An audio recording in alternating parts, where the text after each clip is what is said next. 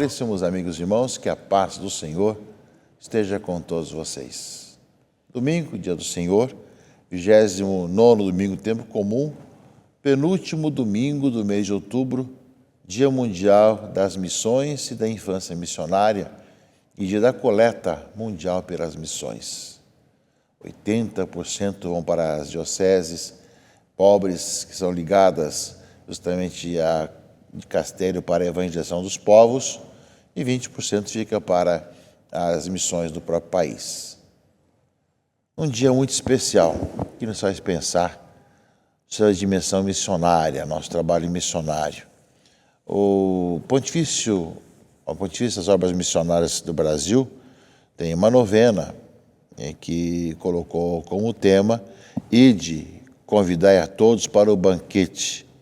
E como lema, Mateus 22:9, com a força do Espírito, testemunha de Cristo. Né?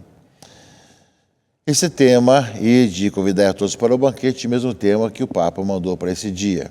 E o mesmo tema fala com a força do Espírito, testemunhas de Cristo. A oração desse mês missionário é: Senhor Deus, Pai de todos os seres humanos, faz com que todos nós cristãos, ungidos com a força do Espírito Santo, cooperemos com a Tua missão até os confins do mundo, testemunhando Jesus e anunciando o Evangelho do Reino com urgência, respeito e gentileza. Abre nossos ouvidos para acolher o Teu mandato, Ide. Abre nossa boca para convidar a todos para o banquete do Teu Filho. Abre nossos olhos para reconhecer todas as situações de indiferença, injustiça e rejeição presentes no mundo. Ajuda-nos a ser igreja sinodal em missão, peregrinos da esperança, construindo pontes de fraternidade e solidariedade entre os povos. Maria, estrela da evangelização, rogai por nós. Esse tema e lema e a oração da novena missionária aqui no Brasil está em consonância com a mensagem do Santo Padre para esse Dia Mundial das Missões, né? 98º Dia Mundial das Missões. E tem o tema, como eu falei, Ide e convidai a todos para o banquete, né? Diz o Santo Padre: para o Dia Mundial das Missões deste ano, tirei o tema da parábola evangélica do banquete nupcial. Depois que os convidados recusaram o convite, o rei, protagonista da narração, diz a seus servos: ide à saída dos caminhos e convidai para as bodas todos quantos encontrardes. Né? Então o Papa vai falar que, refletindo sobre essa palavra-chave, né, podemos ilustrar alguns aspectos importantes da missão. Ele vai falar sobre isso, a importância de nós sairmos para convidar a todos para o banquete, para o encontro com o Senhor Jesus Cristo, na Eucaristia, no dia a dia da nossa vida. E ao final da sua mensagem, o Papa vai lembrar o seguinte: as coletas do Dia Mundial das Missões em todas as igrejas particulares são inteiramente destinadas ao Fundo Universal de Solidariedade, que depois a Pontifícia Obra da Propagação da Fé distribui, em nome do Papa, para as necessidades de todas as missões da Igreja. Peçamos ao Senhor que nos ajude e nos guie a ser uma igreja mais sinodal e mais missionária. Né? Portanto, o Santo Padre coloca justamente a importância também, tanto de convidar a todos a sermos missionários, como de dar nossa coleta e ajuda às missões. Portanto, vibremos com esse Dia Mundial das Missões e da Infância Missionária, caríssimos amigos e irmãos, e façamos uma bela campanha também para uma boa coleta para as missões. São, entre tantos aspectos sociais e educacionais, temos mais de 1.050 dioceses ligadas justamente a esse dicastério para a evangelização dos povos, que recebem justamente o subsídio para continuar levando o Evangelho a todas as pessoas em lugares difíceis e que não conseguem subsistir se não for a ajuda, né, das missões da Igreja, que parte da doação de cada um de nós, caríssimos amigos e irmãos. O Papa fala também da questão sinodal. Estamos aí a ver a sinodalidade como uma dimensão constitutiva da Igreja. Estamos na sessão sinodal, a segunda e última, e com as conclusões que virão depois, nos ajudarão a vivenciar a nossa caminhada da sinodalidade na Igreja, com um documento que o Santo Padre lançará, evidentemente, após essas reflexões e as várias conclusões que também essa segunda sessão do Sínodo dos Bispos irá chegar. São 30 dias que os nossos bispos, cardeais, padres e leigos passam em Roma, aprofundando esse assunto da sinodalidade, já com algumas conclusões do ano passado, e agora elaborando ou reelaborando temas para esse ano que depois entregarão das mãos do Santo Padre. Um momento muito rico para todos nós, enquanto igreja, que somos chamados a caminhar juntos, a escutar a todos, mas evangelizar com renovado ardor. Esse 29º domingo tempo comum, meus irmãos e irmãs, nós vemos que de uma certa forma volta a questão também do Cristo que dá vida por todos nós. O livro do profeta Isaías, leitura primeira desse domingo, 29º, fala justamente do servo sofredor. O Senhor quis macerá-lo com sofrimentos, oferecendo sua vida em expiação, ele terá descendência duradoura e fará cumprir com êxito a vontade do Senhor. Né? Por essa vida de sofrimento alcançará luz e uma ciência perfeita. Meu servo justo fará justos inúmeros homens carregando sobre si as suas culpas, Portanto, a leitura primeira de Isaías já começa colocando a questão do anúncio da paixão, ou seja, Jesus que carrega sobre si as nossas culpas, nossos pecados. Isso vem a calhar, meus irmãos e irmãs, devido justamente à leitura do Evangelho, não é? Que quando os discípulos de Zebedeu, filhos de Zebedeu, Tiago e João, discípulos de Jesus, pediram a Jesus que ficasse um à direita ou à sua esquerda, e ele vai dizer, vocês não sabem o que estão pedindo. Por acaso podeis beber o cálice que eu vou beber? Podeis ser batizados com o batismo que eu vou ser batizado? Disseram, podemos. A gente vai dizendo, serão beberão o cálice que devo beber, mas serei batizados com o batismo que devo ser batizado. Mas não depende de mim conceder o lugar à minha direita ou à minha esquerda, é para aqueles que foi reservado. Portanto, meus irmãos e irmãs, falamos da paixão do Senhor.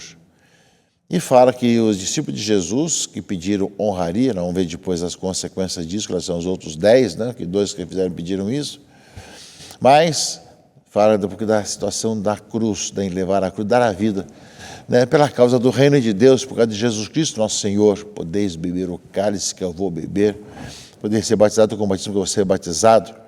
É bem esse aspecto, meus irmãos e irmãs, que nós somos convidados, somos chamados a refletir sobre isso, ou seja, não tanto sentar-se direita ou esquerda como se fosse uma honraria, mas seguir a Jesus Cristo, encontrar nele a vida e, por isso mesmo, não voltar atrás, vivenciar intensamente esse grande dom de sermos discípulos do Senhor e caminharmos com Ele.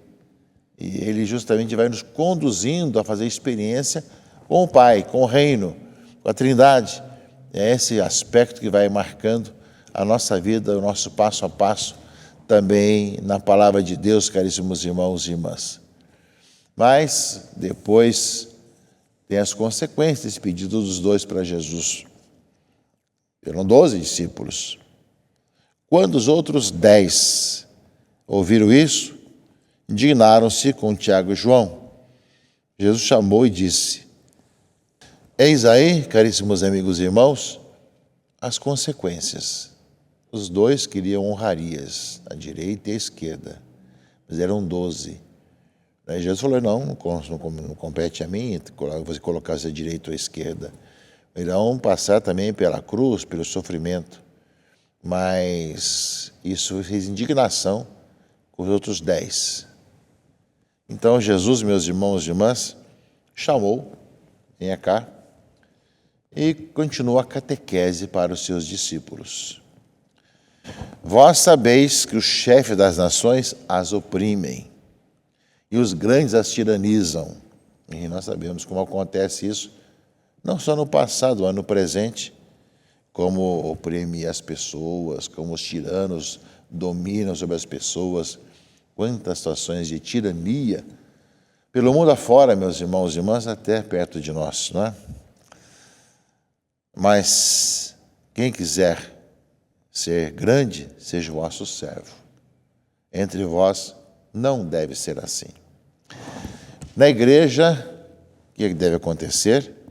Quem quiser ser o primeiro, seja o escravo de todos. Porque o Filho do Homem não veio para ser servido, mas para servir e dar sua vida como resgate para muitos. Esse é o nosso caminho, meus irmãos e irmãs. Jesus veio para dar a vida por todos nós. E nós somos chamados a ser sinais para essa humanidade cheia de tantos tiranos, tantas dominações que dominam, que maltratam as pessoas, fazem tantas questões com as nações, mas somos chamados, enquanto igreja, a darmos a vida.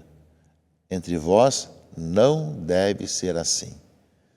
Quem quiser ser grande, que seja o servidor de todos.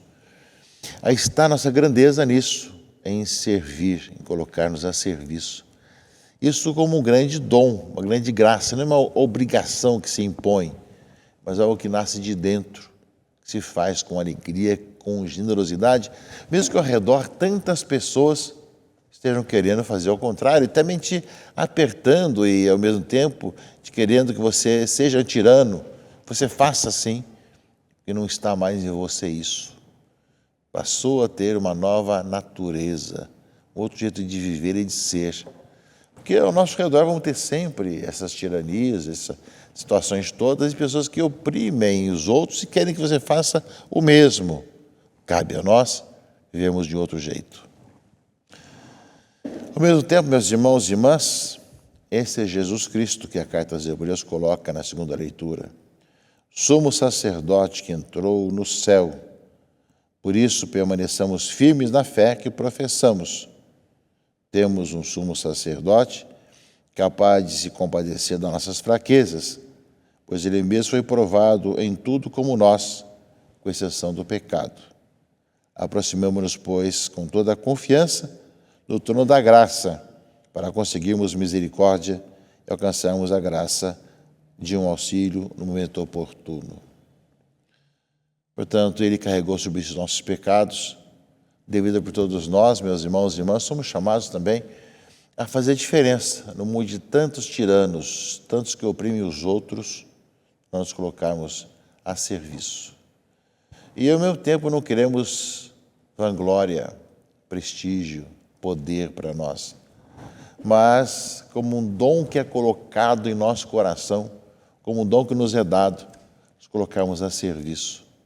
Ou seja, esse dom que foi colocado em nosso coração para que nós coloquemos a serviço uns dos outros, com generosidade, com disponibilidade, com alegria, com cada vez mais coração aberto ao Senhor.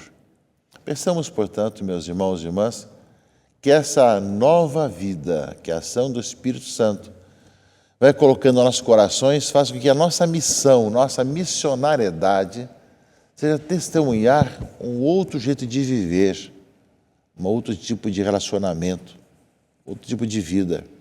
Sabemos que as pressões são grandes. Você deve pressionar, você deve ser tirano, deve fazer isso, deve marcar sua autoridade.